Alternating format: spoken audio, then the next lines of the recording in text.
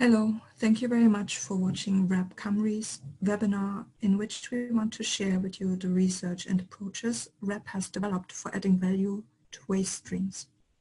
This webinar will focus on adding value to fresh produce waste and surplus and walk you through the steps for generating income from surplus and waste materials.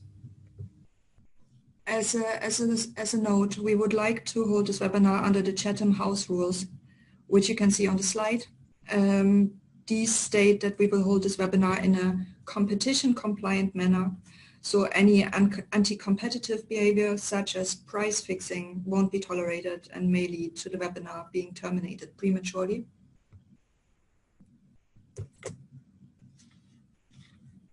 The webinar will talk you through the concept of valorization, the methods developed to map unavoidable waste and byproducts, and the approach for identifying and appraising options to add value to these. The webinar will also go into some detail around waste mapping for the fresh produce sector and the resulting opportunities for businesses. And then we will also talk you through the support and resources that RAP can provide for Welsh businesses in the fresh produce sector. The work will be presented by the valorization expert Lucinda Tolhurst, which you can see here on the top right, who is a director at the sustainability consultancy Lucid Insight, and who together with Dr. Joe Bennett from the Biorenewables Development Center at York University and Steve Ogden from Green Gain have undertaken the fresh produce valorization work on behalf of RAP. My name is Tina Schmieder-Gate. I'm a project manager at RAP, and together with my colleague Catherine Church, we are managing RAP's valorization work in Wales.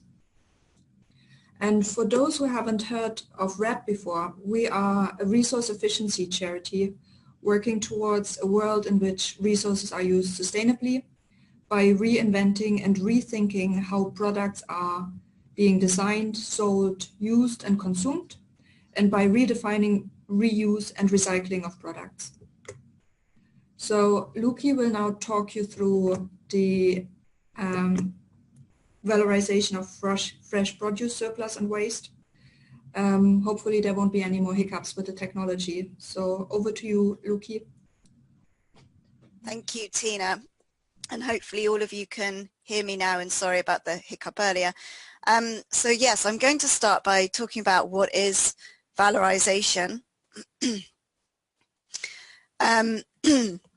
And in this context, for the purposes of today, what we're talking about is converting what is waste or low-value byproduct materials into higher value products.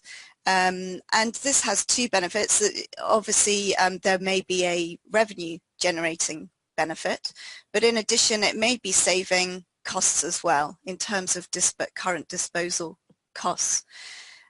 So you can see here a sort of hierarchy of value, although sometimes there's variation between these levels, but anything from higher value sort of animal feed products, because often companies are already sending material to animal feed, but maybe at cost to them, or certainly at a sort of very low value, but there may be opportunities for higher value products in there, through up to sort of pet foods or human food options, but also materials and chemicals in there as well, and potentially sort of lower value maybe is the fuels, sort of ethanol, biodiesel, etc.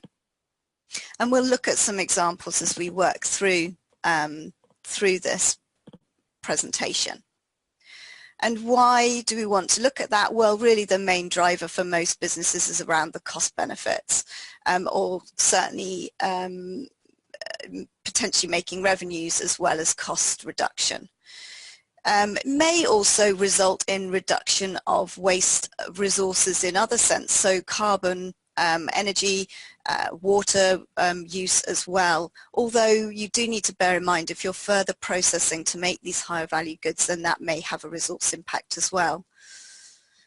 But of course you're also contributing towards the interest around circular economy, keeping materials in the value chain, and therefore potentially contributing towards corporate sustainability targets and protecting brand reputation. So I've got some examples here of companies that have done some work in this area, and one that always springs to my mind, although not in fresh produce as such, is the dairy company Arla, and there are a few other companies that have made significant inroads in this respect as well. But Arla has a one particular site. I mean, they have sites in many places as well, but this one particularly sort of strikes a chord in that they seem to be doing a real almost biorefinery sort of process when it comes to processing whey. And the last time I checked what they were doing there, they had a whole range of products of proteins and lactoses, so 80 different proteins, 25 different lactose type products. And they have different facilities on that site to process these different components. And in 2018 and this year, they're going to be putting in a biogas plant that will also take any further waste that they're not able to process into products, and also add in farm manure, so that's a nice circular addition as well, which will then supply their site with energy. And you can see on the left-hand side of this slide the variation in the sort of value that they're adding to these materials, with various claims around bone health, cognition, weight. So it's very high-end sort of route that they've gone down with some of these products. Another example here, which is fresh produce, is from a potato manufacturer, and they have put in a system from a company called New Resys, and they are basically processing the effluent coming out of potato processing to recover magnesium ammonium phosphate, which is essentially struvite, which is a material which can then be used as a fertilizer. And this company has actually gone on to put in a second plant at a different facility, so they're obviously pleased with the results. A slightly different example here from Mars Foods, where again it's potato. This is using the starch out of potato cutting waste, and they've worked with a biopolymer company, Rodenberg, to develop biorenewable wrappers for their Snickers bars, and this innovation won an award in 2016 for moving forwards. And a couple more fresh produce examples here. This top one, the green pea pasta, this is Waitrose's product. It's gluten-free pasta, but they've used the waste from the peas, and they've got another one which is pulses, lentils, and they've used that waste to make the packaging for the product. So it's a really neat circular case study. And another benefit they found was because this packaging is made from food, they don't need another inner sleeve which is food safe, so it's actually saved them packaging as well. The second example on this page is a British company that's using grape skins. They've developed a microbrewery, and they're taking these grape skins from winemaking to make an equivalent of grappa, which they call dapper. Again, this has won various awards.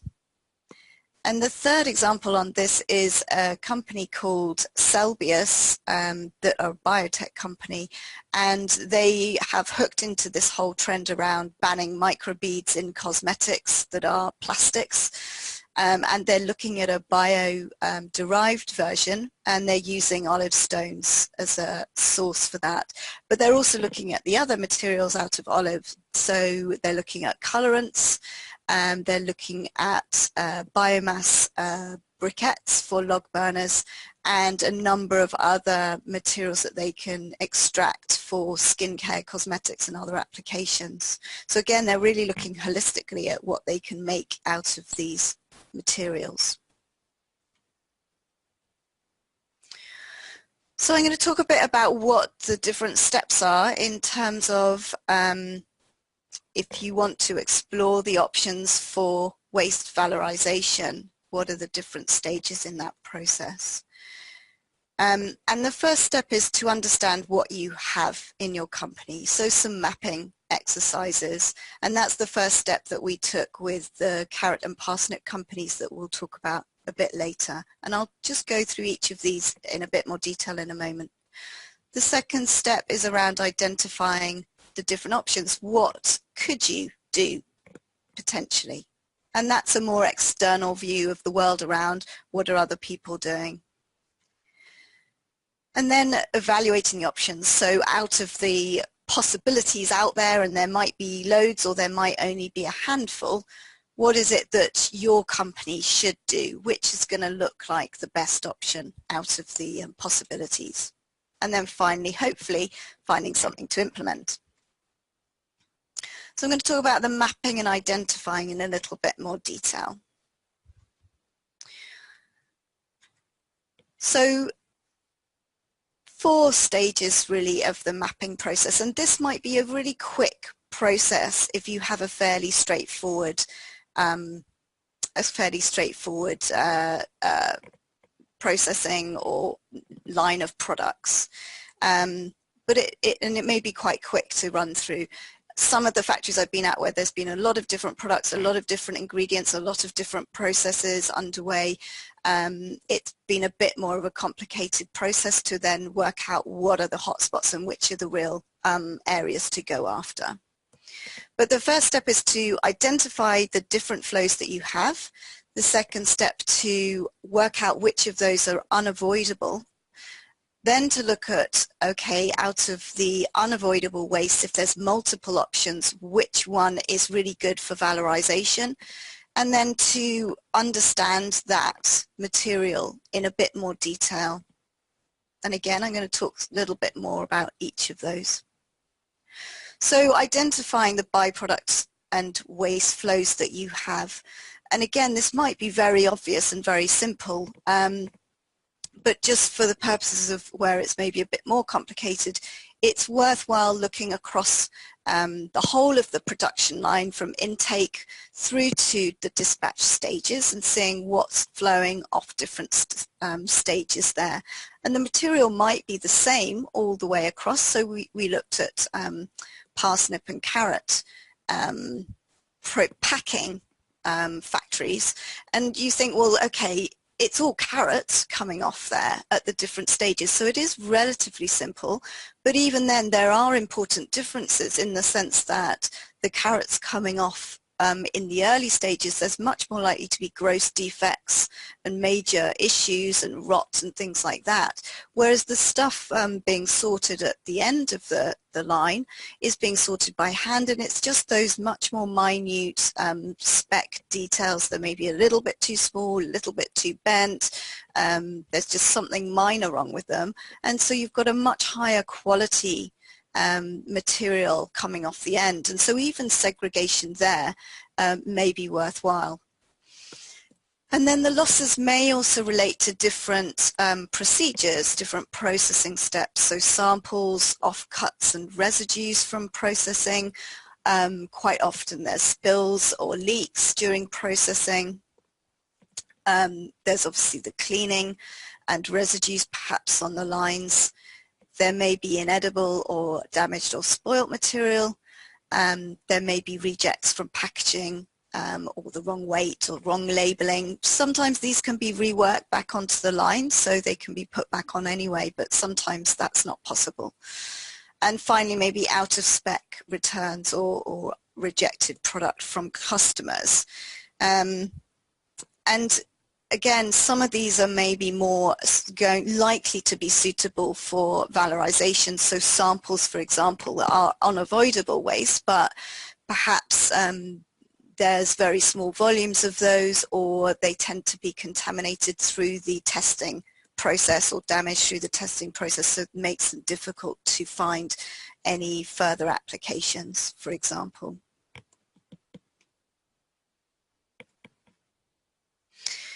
So then you know where all the byproducts and wastes are coming from, and maybe got an idea of some volumes as well coming off the lines.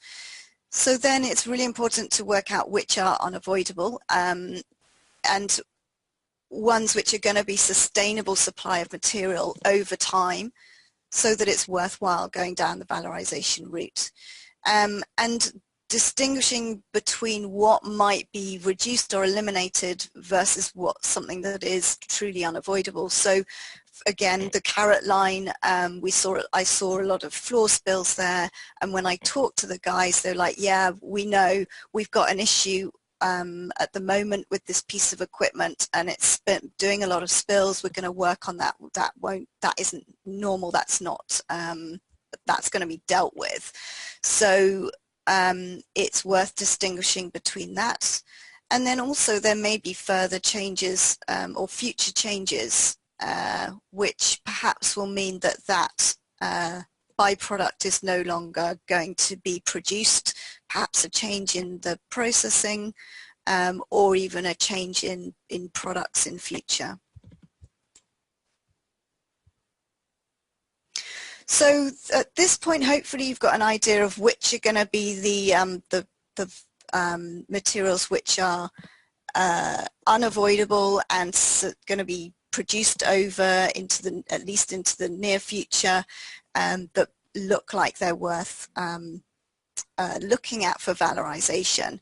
And if you have maybe a number of these different materials, it's worth doing some evaluation of which one is worth going after first. And again, this is very simple in terms of just thinking through things like the cost or the revenue related to that waste or byproduct currently. So you can see we've got a chart here which shows waste A, waste B, waste C. These are all costing the business at the minute. Waste B is obviously costing the business the most. And then looking at the quantity of material. So is it a volume which makes sense to valorize? Again, you can see here in this scenario, in these graphs, we've got waste B is the most significant volume.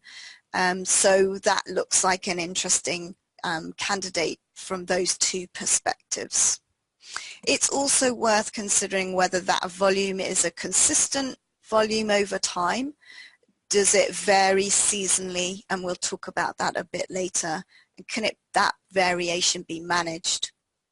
There is a third aspect that needs consideration as well, which is the composition. So the higher the water content, generally that means that the value would be less. If you can concentrate something up, it's going to be worth more. Fats, proteins, carbohydrate content are likely to enhance the value. And also components with functional activities, so something that maybe provides antioxidant benefits, maybe vitamins, minerals, maybe colorant, maybe bioactive phytochemicals, so giving some sort of digestive health, a bit like the ALA materials, but it may also be something more functional on a materials or a chemicals basis as well. And again, this issue around whether that composition is consistent, does it change with the seasons, and is that variation manageable at all, or does it need to be managed? And the quality of what you're getting off as well, how does that vary over time? So hopefully that then gives one or two areas to look at in more detail, at least to prioritize to start off with. So at that point, it's useful to then understand that material in a little bit more detail. So here are some questions that are kind of useful to get a sense of. So for the flow itself, the quantities, the composition and quality, and hopefully you've already gone through a bit of a process to understand that a bit anyway, but maybe a bit more digging around composition data that's available and breaking out those quantities over seasons. Around the processing, so what processing does the material undergo, and is that going to affect the components or indeed the stability of the material, the byproduct itself? So is it exposed to heat, and in which case that might damage some of the composition, particularly proteins, for example? And on the stability side, does it go through pasteurization or any sterilization which would help it stay fresh for longer, or perhaps cold storage or something like that? How is the material segregated from the other streams? So coming back to the carrots, with the gross defects coming off the start of the line and lesser defects off the end of the line, are those streams segregated at all? Is there anything that helps break out different quality of material, or are lots of streams all mixed together, or even different types of vegetable or different types of produce being put in, mixed in together, which maybe degrades the value? How is the material stored? And again, how does that affect quality? How frequently is the material collected and what volumes, and what does that cost the business, or does it generate revenues? And what's the final destination currently? So that's kind of the current status. And then whilst looking at these options, whilst looking at options for what you might do with this flow, there are a number of kind of internal factors that could be borne in mind around these elements as well. So how might the quantity, composition and quality impact supply, and what might limit the supply of this byproduct in future? Is that going to change in future? What facilities are there on site that might be able to be used for additional treatments which might improve the quality or stabilize the material? Is it possible to segregate that material in a different way to capture higher values or fractions or different streams? What's the potential capacity for storage? Is it possible to store more? Does that make sense? Can you again improve the quality of the byproducts through better storage?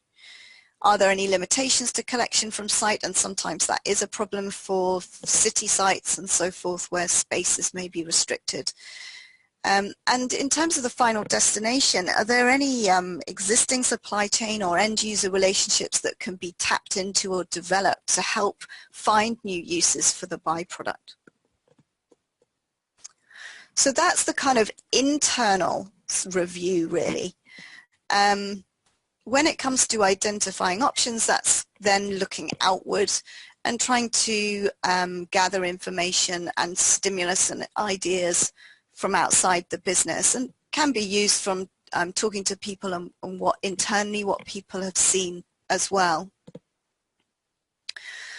So gathering secondary information is usually the first step that I will take, and then my next move would be to start talking to people on the phone.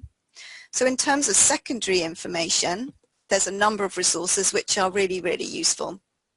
The first, and if you look at the top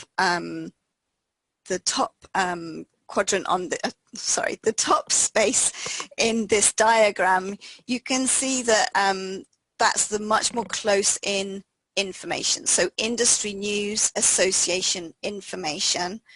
And I think what's important here is not just to look at your own industry, but to look at adjacent industries as well that are maybe looking at similar problems or have similar issues and trying to solve similar problems.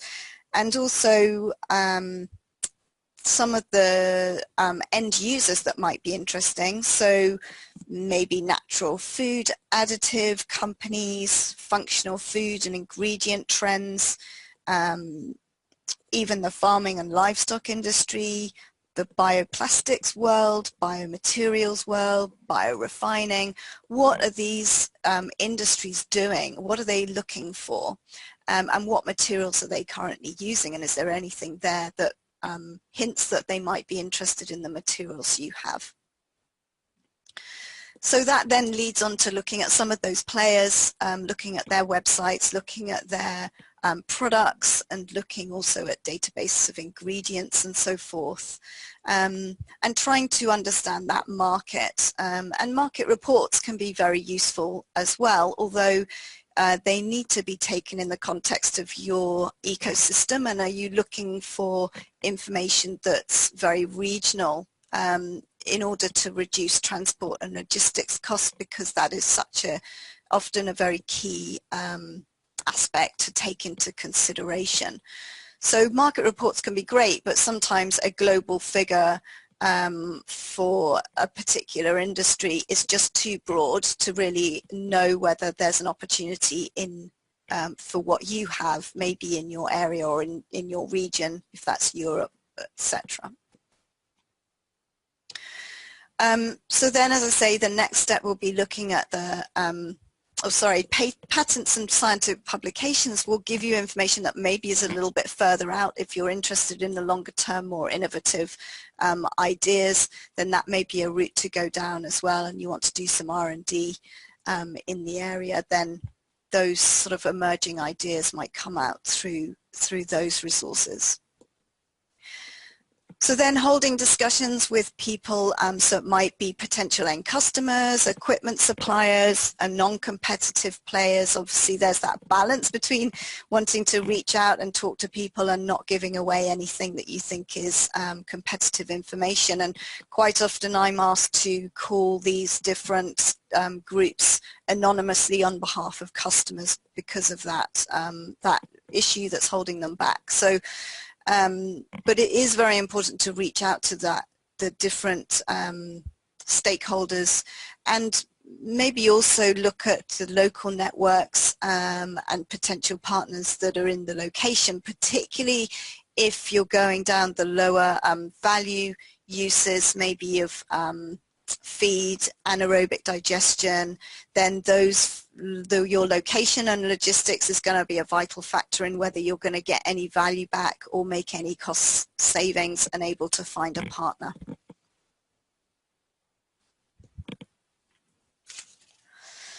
And then on to the evaluation process. So you've identified hopefully a number of different options, and some will seem more obviously good than others, and so then you might have a handful that you want to look at in more detail to understand which of these you want to do, you want to kind of move forwards with.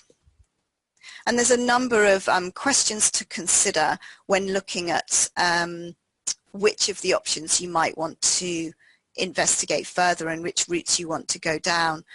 And it's a kind of natural progression from those questions you would ask earlier around as you're looking at different options as well, but just a bit more detailed. So what is the health of the target market? Can you get any insights in the size and trajectory of the end use?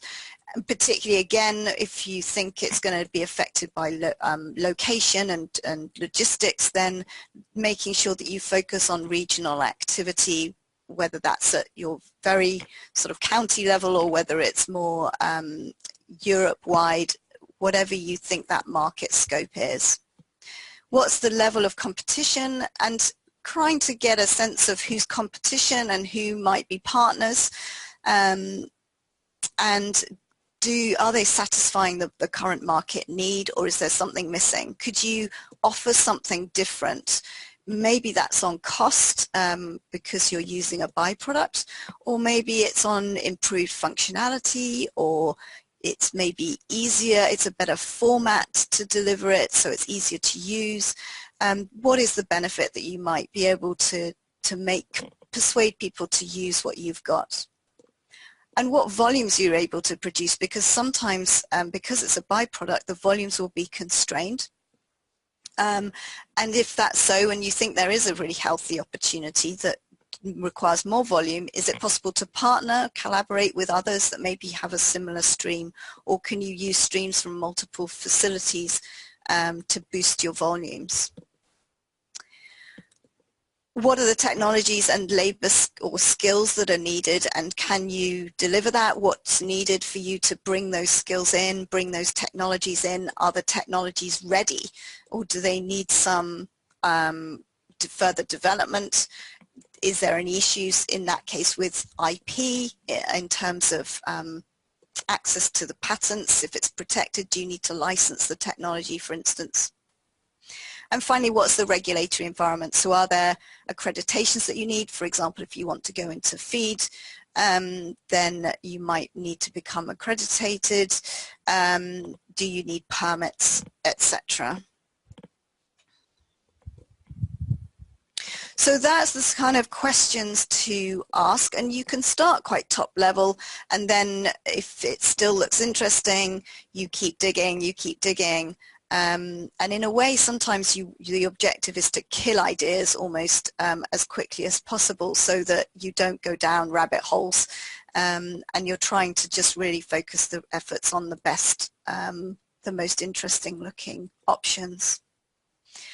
We used a system of scoring, sort of fairly top level scoring system for the waste valorization work that we have done with the companies across fresh produce, bakery and beverages. And we did a system which was sort of 0 to 10 scaling, where 0 was poor and 10 was good. And that was around sort of technology evaluation, commercial evaluation, and environment and resource impact. And you can see that on this slide, what the different aspects were that we looked at in this case. And a business case tool has been developed broadly based on this scoring, which Tina will talk about at the end as well, and that's an available tool that can be used.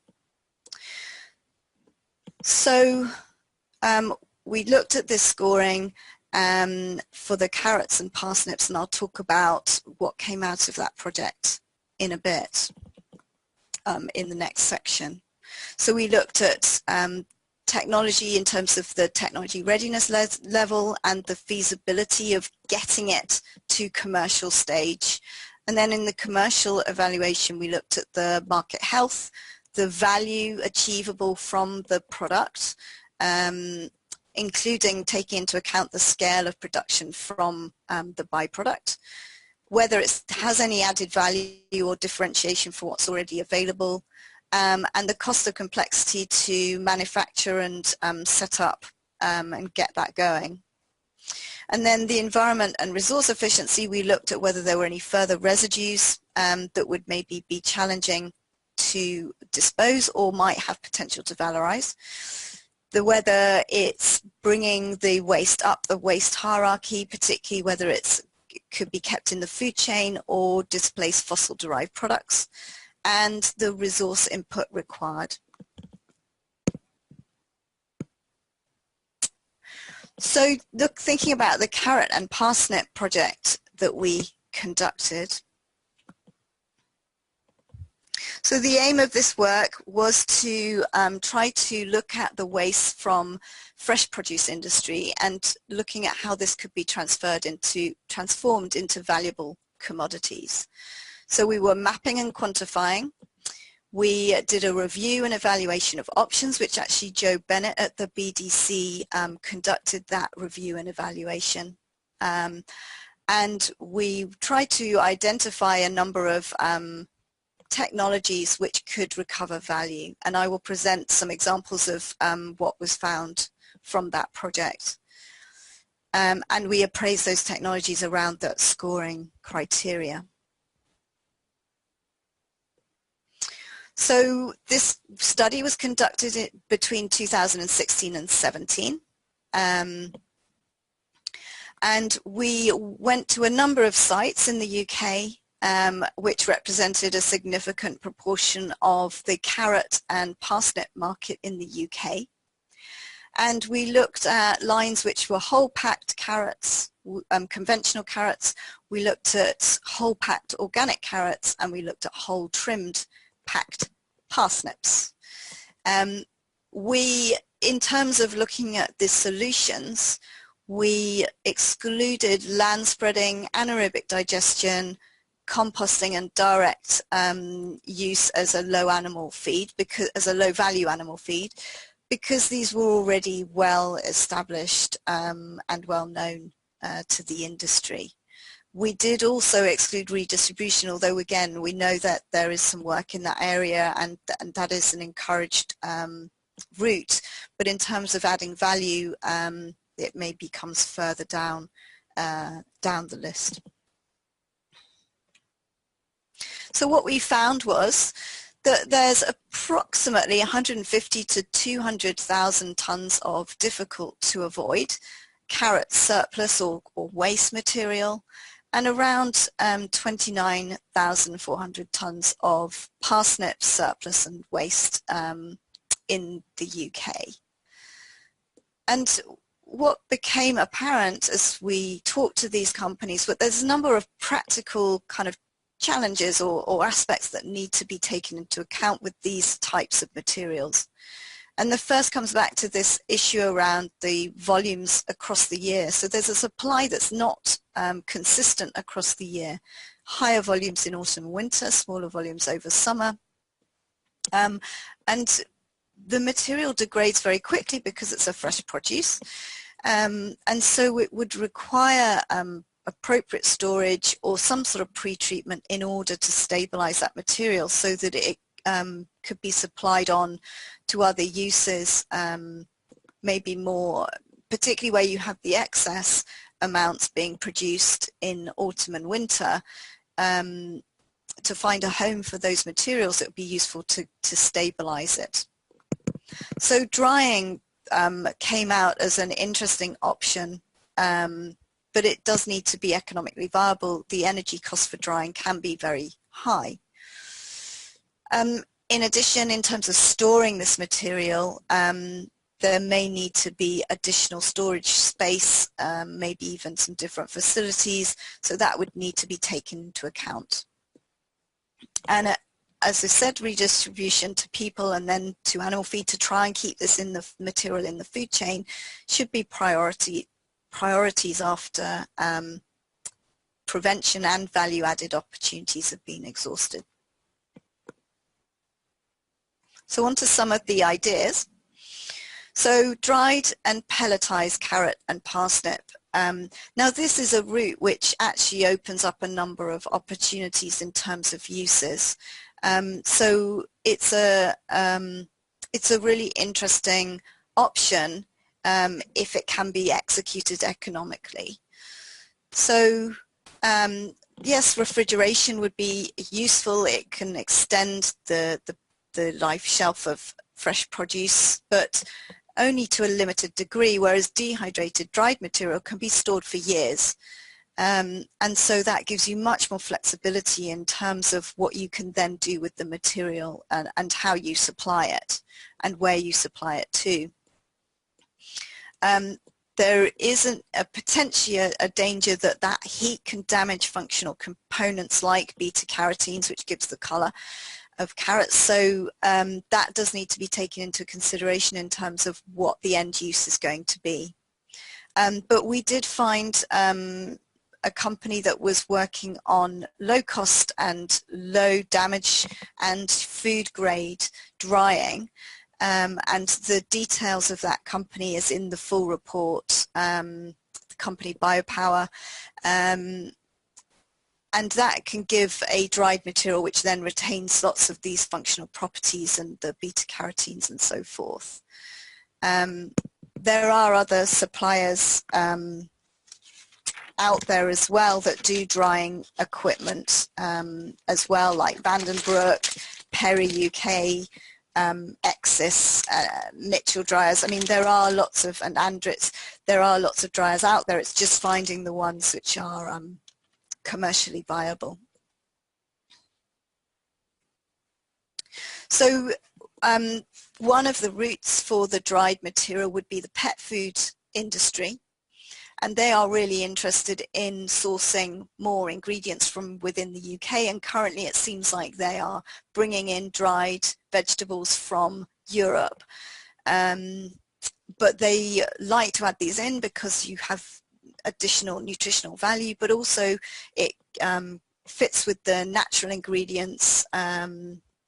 That's such a big trend in the pet food industry at the moment. And at the moment they're paying about £2,000 to £4,000 per tonne for this material. And according to interviewees in the pet food industry, a typical site might use about 1.5 tons of dried carrot powder per year, which is about 17 to 20 tons of raw carrot or parsnip, depending on the moisture content requirements. And they were very interested in being able to source in the UK. A second route, and again, the drying would be probably the first step in getting to a colorants market, is this using the beta-carotenes as a colorant.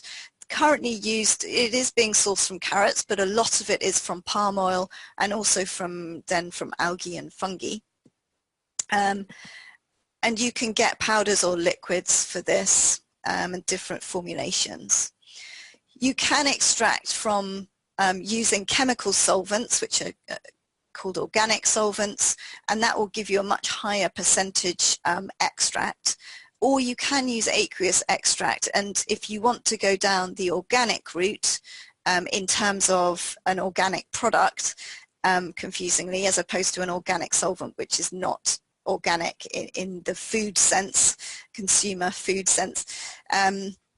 If you want to go down an organic food branding positioning, then the aqueous extract would be your route, but that will be, the efficiency of that extraction method is much lower, so you won't have an extract which has the same percentage of carotene in it.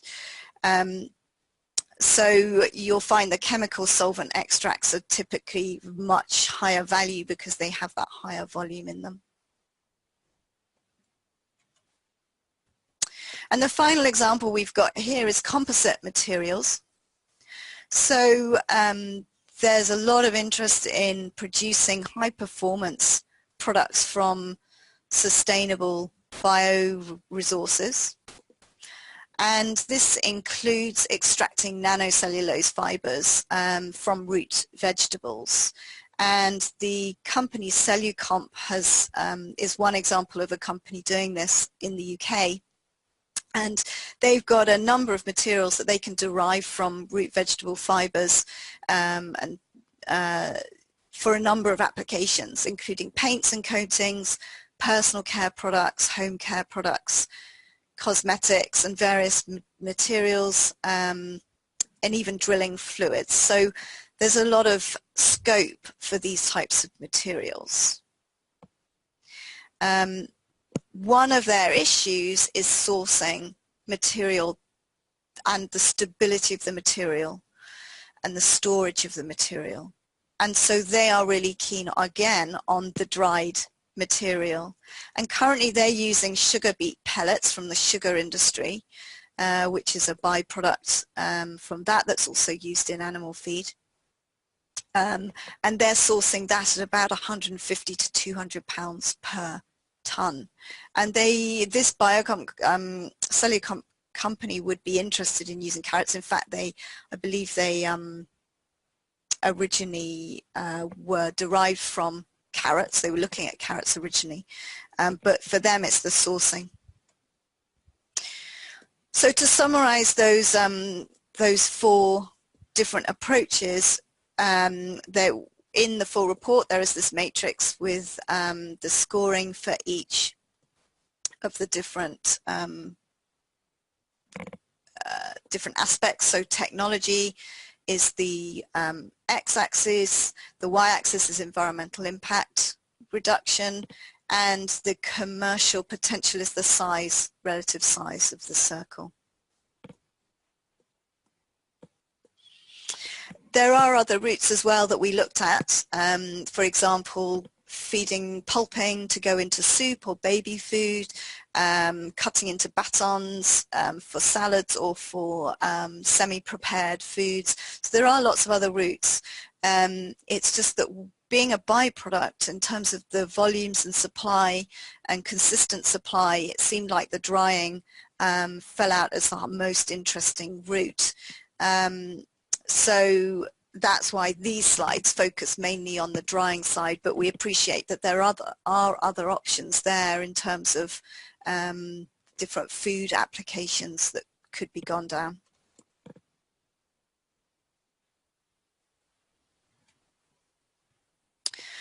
So in terms of the conclusions from that study was that there were a number of broad strategies that fell out in terms of getting more value, and the first was around understanding customers' specific requirements for the different end markets and different grades of materials. So customers that are maybe doing further processing, maybe they're doing the battening and chopping and freezing side of things. Some of them will have different specifications. And so, for example, if you're pulping for soup, then it doesn't matter what shape or size, where if you're cutting for battens, you might want the bigger, longer carrots, which are better for doing that. So the ability to segregate the material, these different flows and byproducts, according to customer specification can help add that value. Managing the seasonal variation really came out strongly, and the drying seemed to be the most interesting option that we came across. And again, I mentioned earlier that the next step processing is another way to help expand those options, so juicing, pulping, etc. So we found a number of options and evaluated those as some of those as higher priority around the drying area. We have done this at a very broad level across the industry, so obviously different solutions are going to suit different facilities, sites and businesses more than others. So it's very important to apply this kind of to the internal context of each business and facility. And so further feasibilities really would be needed to then address whether it's actually a suitable option and will really fit with the company's strategy, ability to invest, internal facilities, capabilities, and any regulatory requirements as well. So please do feel free to get in contact with the RAP team or myself or Joe Bennett, who did that evaluation piece, if you do want to get any further supporting evidence or details. And the full report, I believe, is also on the website as well. Okay. Thank you very much, Luki. Like you just said, RAP is in the valorization space at the moment, quite heavily involved in Wales in particular. We are trying to provide bespoke support to Welsh fresh produce companies and to growers and manufacturers. And to do this, we first needed to understand what is keeping businesses from doing this at the moment. Okay, so the responses we got from Welsh businesses was about where they see the barriers to valorization, where a lack of time, a lack of money, a lack of information, and a lack of resources. So those are the points that we are trying to address with the program for specialist valorization support that we have put together for Wales now. So we're doing this by sharing our previously developed research tools, methodologies, and approaches, and helping businesses with funding and just looking at the waste they have and finding solutions for them. In particular, we have a set of experts to support businesses with any of these activities that you can see on the slide now, such as establishing a business case for adding value to waste materials, but also options appraisals and lab analysis, feasibility studies and waste mappings, but also trials and implementation support, and help with commercialization of the products, which hopefully resulted from adding value to the waste and byproducts. So through this kind of support, we hope to provide a structured and comprehensive approach to valorization. You can find more information around the resources we have and the kind of work that we do on our dedicated website, including some more info on adding value to waste or valorization, what we offer, how to contact us, all these things. So The website is also the place where we publish our valorization resources, such as the reports, such as the webinar recordings. So this should really facilitate access for businesses to any of our resources, but also to our team.